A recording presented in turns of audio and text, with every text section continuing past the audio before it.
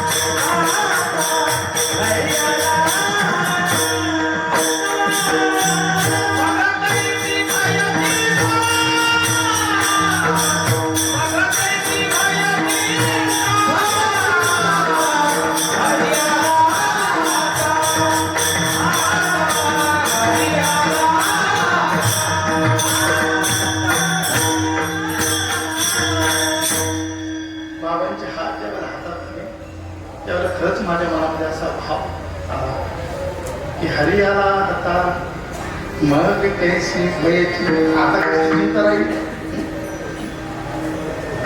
माझ्या पांडुरंगानेच माझ्या हातामध्ये हात दिले. आमच्याकरता आमचा पांडुरंग देखील आमचे बाबा आहे. बाबा बोलतात, कीर्तनातून नेहमी बोलतात की आम्ही देव पाहिला नाही. विनोद आहे, आम्ही देव पाहिला. पण बाबाला आपण सांगू की बाबा, तुम्ही जरी म्हणत असाल, विनोदाने म्हणत असाल की आम्ही देव पाहिला नाही, पण बाबा आम्ही सर्व वारकरी मंडळी, महाराज मंडळी गांभीर्यानं सांगतो, आम्ही देव पाहिला. आम्ही आमचा पांडुरंग पाहिला आणि तो तुमच्यामध्ये पाहिला.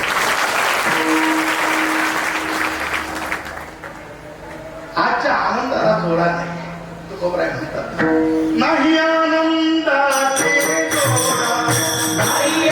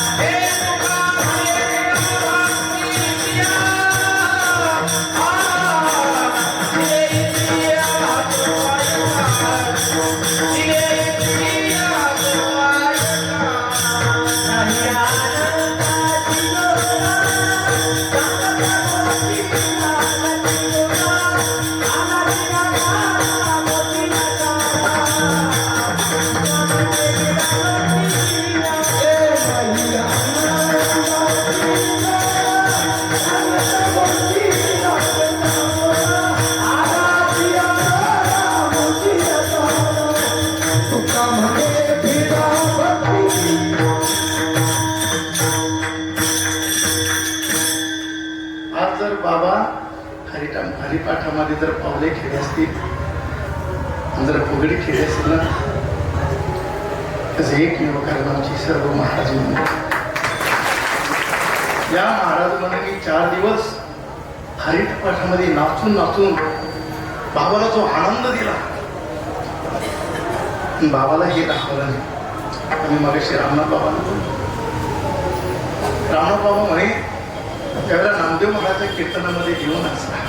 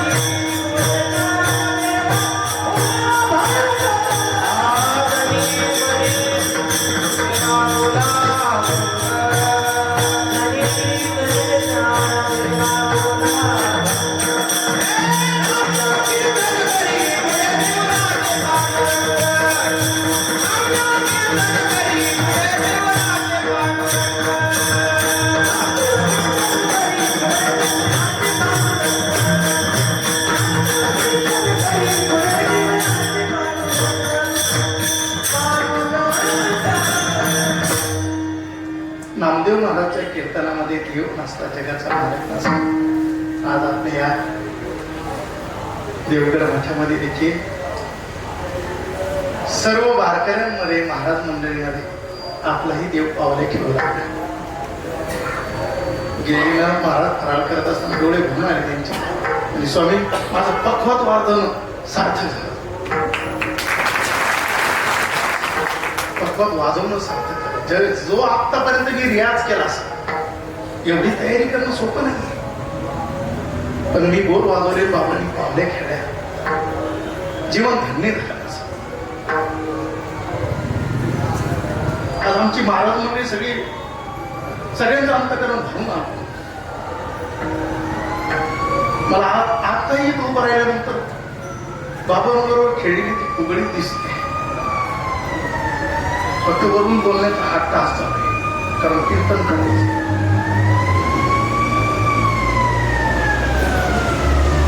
बाबांनी हा सगळा भक्ती उत्सवाचा त्या भक्ती सुखाचा आनंद आपल्याला दिला. बाबांनी विचार केला असावा श्री क्षेत्र देवगड ते पंढरपूर आपण पायी दिंडी सोहळा करत होतो. ऐतिहासिक स्वरूपामध्ये काय सोहळा होत होता.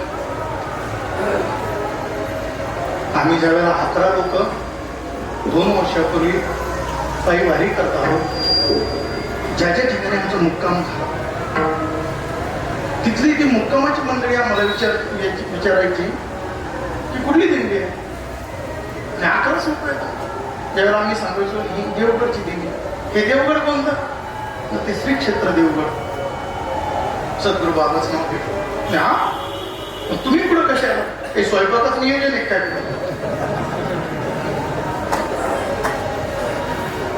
काही ठेपी पाहिजे काय नाही. ठेपी वगैरे काय नाही. पण आता बाबांचा पायी दिंडी सोहळा थांबलेला आहे. येणार काय बघतो ती देवगडची दिंडी येणार. सद्गुरू किसनगिरी बाबांचा पायी दिंडी सोहळा येणार नाही. थांबून घेतलं बाबा. या नगर रस्त्याचे सगळं वैभव केलं. शोभा गेली. महाराज देवगडची पायी दिंडी सोहळा ज्यावेळेला या रस्त्याने यायचा आमचं गणगोत अवनी रावळे बाबाच्या पाठीच्या दर्शनाकरता येत होती.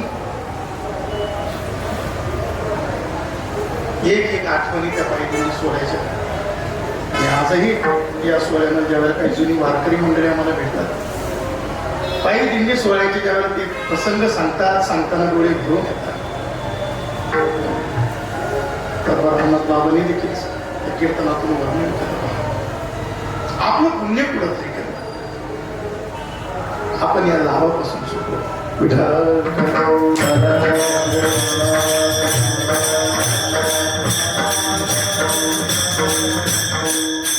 थोडस विनोदाने बोलतो. विनोदानेच घ्या. बाबांना असं वाटलं असं त्या टाळकरी मंडळीला आम्ही 1000 वेळा म्हणतो टाळ घुलून माझा खोलून माझा तरी बाजी ना. मी पुढं स्वामीचं ऐकलं पाहिजे. त्यापेक्षा थांबूनच घेऊ सोहळा विनोदाचा. आणि महाराज म्हणजे काय आनंद दिलेला आहे बाबांना. पण सगळ्यांनी अनुभव काय बोलावं किती बोलावं. आषाढीवारीचा पर्व काय. आषाढीवारी जवळ आली की वारकऱ्यांना वेद लागतात त्या पायी वारीची. लागला चकला पंढरीचा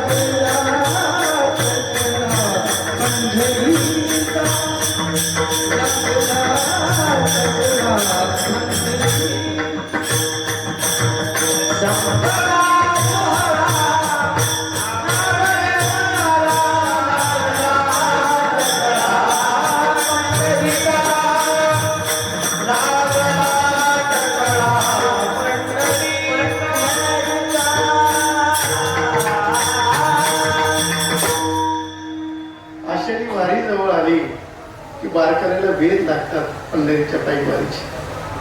मग लगबग चालू होते. वरकोटी शिवावं लागेल, नवीन धोतर जोड आणावं लागेल, नेसता येत नाही तर आई ते धोतर घेऊ. बाबांनी एकादशीला भिशी भरायची सांगितलेली. काही मंडळी रस्त्यात भेटली, सांगू लागली, अहो माणसं तर पूर्ण आली वारीमध्ये बाबाच्या. म्हणजे जरी पूर्ण झाली तर पण पांढरीच्या पुलापर्यंत तसंच पाठीमागच होत. बरोबर बाबा घेतले. दिंडी करायची तर बाबाच्या सोहळ्यामध्ये, देवगडच्या दिंडीमध्ये पायवारी करायची. तसा आनंद आहे. ते वळकट्या शिवायची बाबांनी सर्व तयारी करून ठेवलेली असते. आपण नाच चिंता करतो. मागच्या वर्षी एवढा पाऊस पडला, टॉयलेटची व्यवस्था पाहिजे. बाबांनी वारकरीला येण्याच्या अगोदरच तिथे 20 टॉयलेट बांधून ठेवले. नुसती याची सोय नाही, सगळीच. आपण फक्त डोक्याने काठी लावायचं काम करायचं. आपलं काम डोके लावून काठी लावून तुम्हाला माहिती आहे नाही माहिती. कीर्तनाचं चिंतन थोडं बाजूला राहील. भगवंतानी गोवर्धन चालू इत्युक्त वैकी नसते नक्कीत्वा गोवर्धनाचलं दधारलीला कृष्ण छात्रातील बाधा. 7 दिवस 7 रात्र वयाच्या 7व्या वर्षी जीवाचं 7 दिवसामध्ये कल्याण करण्यासाठी भगवंतांनी 7 दिवसाचा पर्वत आपल्या करांगणीवर उचलला. काही गोपाळांनी डोकी लावली, काही काठ्या लावल्या, काही खांदी लावली. 7 दिवस होता. गोपाळ चर्चा खूप आहे. त्यारे आपल्या डोक्याला कळ लागली तर आपण खांदे लावले, खांद्याला कळ लागली की काठ्या लावली. आणि कृष्णाकडे पहा, 7 दिवसापासून उभाच आहे, आरामच नाही. सगळ्यांनी आम्हाला हजरच आहे. म्हणून गोपाळ भगवंताकडे आले आणि कृष्णा थोडासा आराम करावा. 7 दिवस होत आले, तू थकला नाहीस का? भगवंतांनी सांगितलं, मी आराम करायला गेल्यानंतर तुम्ही सांभाळता का हे सगळं? गोपाळ म्हणे, पहा लावली तर फक्त करायलाच लावली. आणि कृष्ण तेवढे तरी कष्ट कशाला घेतोस तू? आराम कर. भगवान म्हणे, ठीक आहे, तुम्ही सांभाळत असते तर पहा. भगवंताने थोडीशी करांगळी ढिली केली. सगळ्यांच्या तळातर काठ्या तुटल्या, खांदी वाकली आणि कृष्णा कृष्णा धाव. भगवंताने पुन्हा करंगळी सरळ केली. गोपाळने एकमेकाकडे पाहायला सुरुवात केली. म्हणे, का रे गोवर्धन पर्वत आपण उचलला की कृष्णाने उचलला? काळावर आपापल्या काठ्या, काठ्या काढल्या, खांदे काढा, खांदे काढा. म्हणजे आता डोके लावले की डोके काढा, डोके काढले. आणि मग गोपाळच्या लक्षात आलं, आपण विनाकारण डोकं लावत होतो. बाबांनी सगळं नियोजन अगोदर पुढं करून ठेवलेलं आहे. आपण कशासाठी चिंता करायची?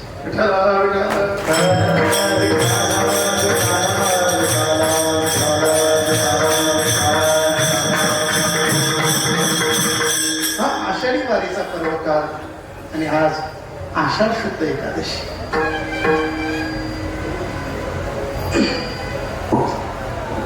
या आषाढी वारीची परंपरेचा जगद्गुरु तुकोबराय कापडिया बरोबर संवाद करत असताना हा स्वाभिमान सांगतात की आमच्या घराण्यामध्ये ती आषाढी वारीची परंपरा आहे. एक कापडी तुकोबरायांकडे आलेला आहे. तुकोबरायांना विचारू लागले, बोलू लागलेला आहे. आणि काहो तुकोबराय, तुम्हीच म्हणता ना, जब हे सकाळ सीता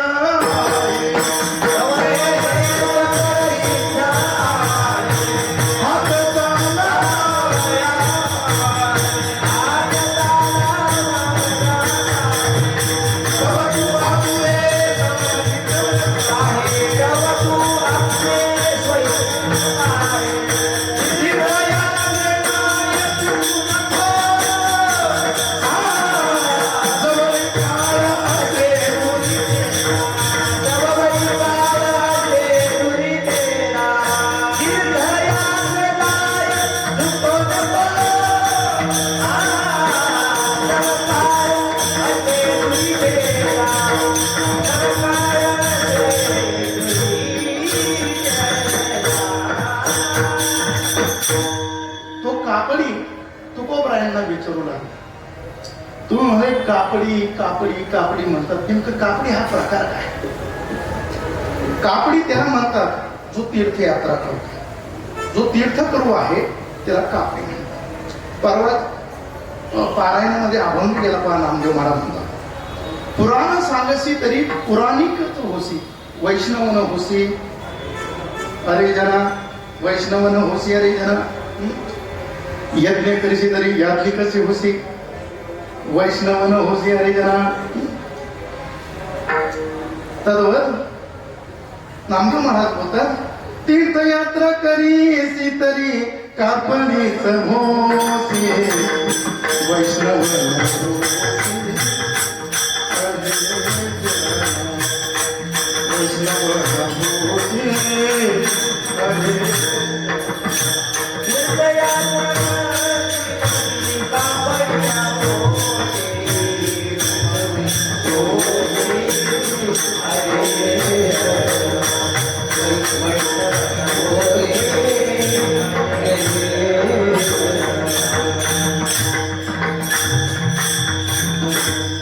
तीर्थयात्रा करीसी तरी कापडीच होसी. जो तीर्थयात्रा करतो त्याला काय त्या आमचे पूजनीय वंदनीय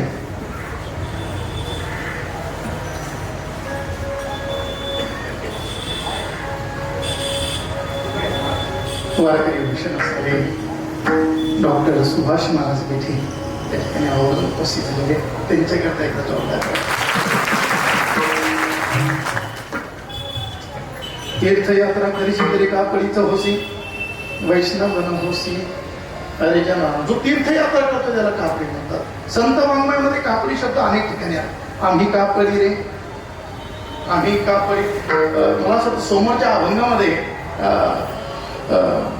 त्यामध्ये देखील कापडी शब्द आलेला होता. ओम नमो शिवा आदी, नमो शिवा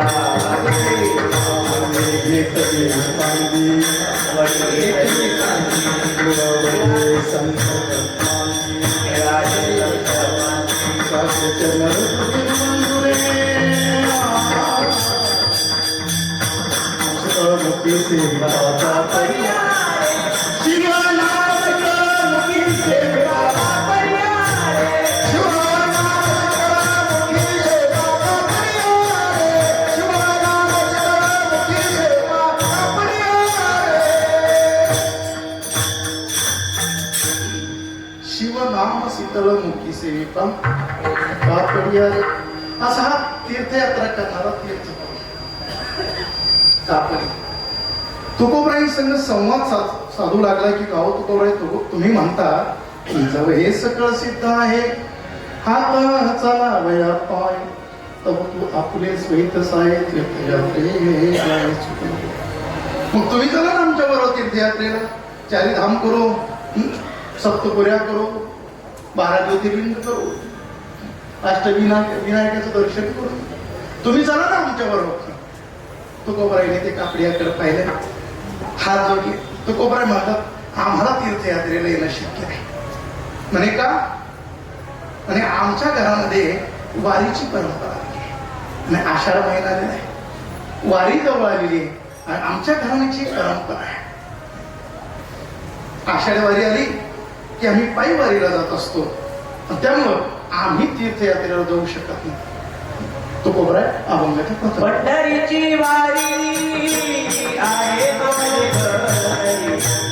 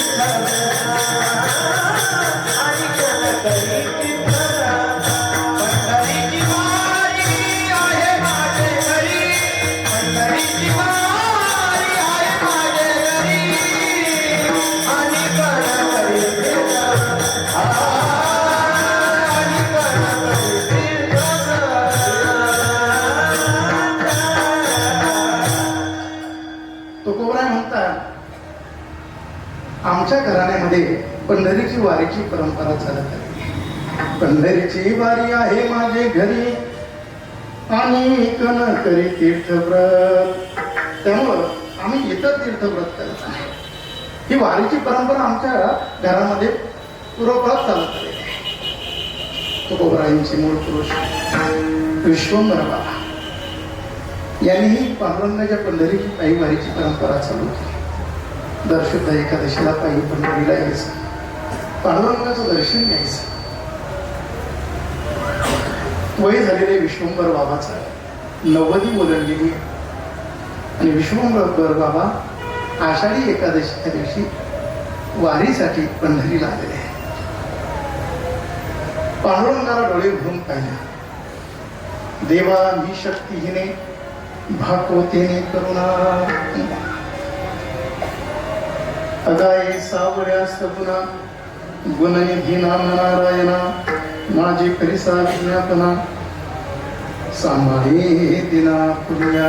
पांडुरंगा आता वारी होणार नाही माझ्याकडून, थकलोय मी, चालणं होत नाही मला. ही माझी शेवटची वारी, मी आता येऊ शकत नाही. पांडुरंगाला निरोप सांगितला आणि विश्वंभर बाबा देहूला गेलेले आहे.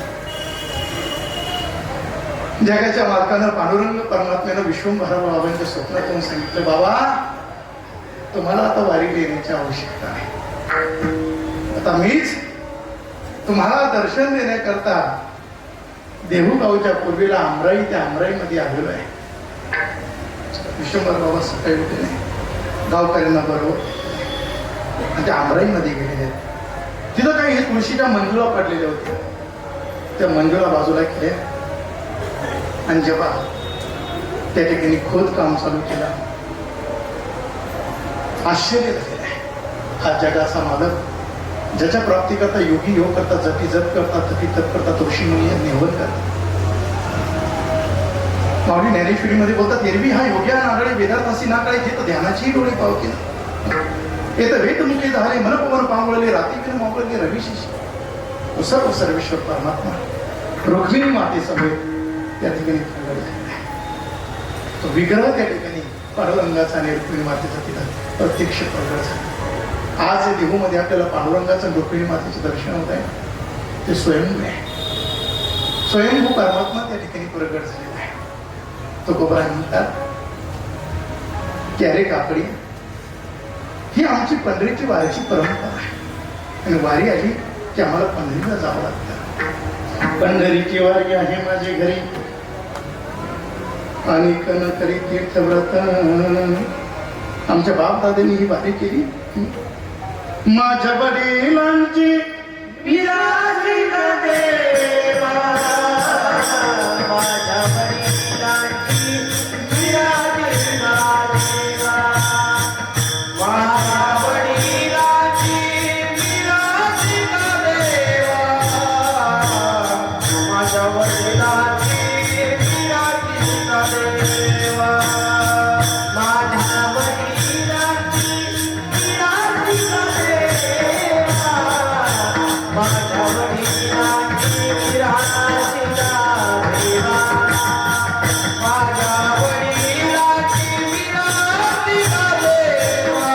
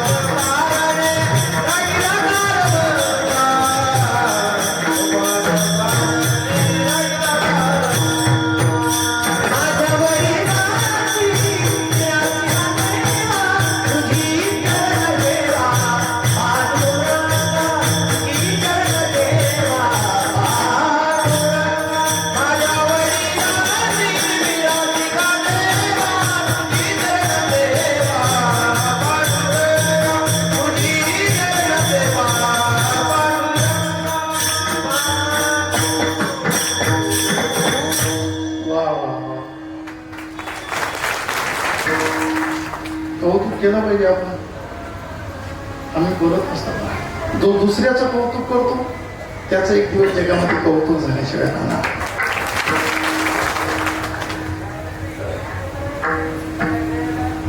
ज्याला असं वाटतं आपली कोणी निंदा करू नये त्यांना अगोदर दुसऱ्याची निंदा करणं बंद केलं पाहिजे. ज्याला असं वाटतं समाजाने आपल्याला मोठं बनावं त्यांना अगोदर दुसऱ्याला मोठं म्हणायचं शिकलं पाहिजे. दुसऱ्याचे दोष पाहायला बुद्धी लागते आणि स्वतःचे दोष स्वीकारायला मोठं मन असावं लागतं. मोठे मनाची माणसं दुसऱ्याला मोठी म्हणत असतात आणि म्हणून कौतुक करायचं शिकलं पाहिजे. 2-2.5 तास हरिपाठामध्ये धन धन धन धन पावल्या खेळायच्या. अगदी कपडे पिळले तर ग्लास भर पाणी एका शर्टात निघत. पुन्हा कीर्तनाला तेवढंच प्रसन्नपणे उभारून कीर्तनाला साथ करायची. आपल्याला बसून फक्त टाळी वाजवायची आणि मुखानं विठ्ठल म्हणायची. बरं किती कष्ट आहे विठ्ठल म्हणत सुद्धा. ती जीवाची उचलायची, वर टाळूला आदळायची आणि पुन्हा खाली घ्यायची तेव्हा विठ्ठल शब्द बाहेर. सोपे कष्ट आहे ते.